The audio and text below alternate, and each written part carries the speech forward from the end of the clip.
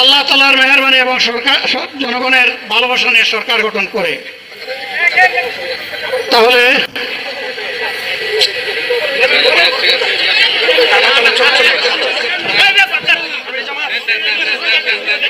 আল্লাহ যত সময় হায়াত দিয়েছেন তত সময় মানুষের জন্য লড়াই করবো ইনশাআল্লাহ। এই লড়াই বন্ধ হবে না। বাংলার মানুষের মুক্তি অর্জন হওয়া পর্যন্ত আমাদের লড়াই অব্যাহত থাকবে।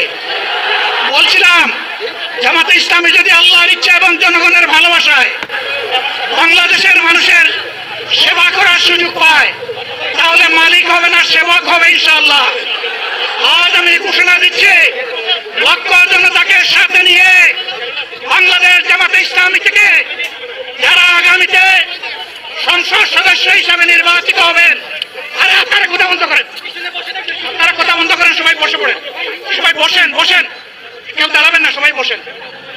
যদি আল্লাহর ইচ্ছায় জনগণের ভালোবাসায় বাংলাদেশ জামাতে ইসলামী থেকে সংসদ সদস্যরা নির্বাচিত হয়ে সরকার গঠন করেন তাহলে কোনো এমপি, কোনো মন্ত্রী আগামীতে সরকার কিন্তু ভোট গ্রহণ করবে না।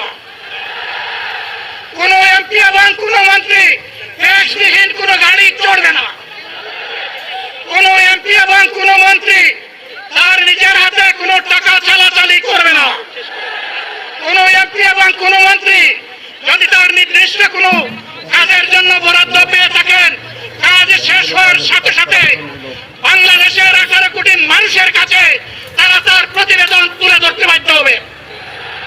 সম্মানিত বন্ধুগণ, চাঁদা আমরা নিব না, দুর্নীতি আমরা করব না, চাঁদা আমরা নিতে দেব না, দুর্নীতি আমরা সহ্য করব না। এই বাংলাদেশটাই আমরা দেখতে চাই। যুবকদেরকে আমরা স্পষ্ট ভাষায় বলতে চাই, বন্ধুগণ,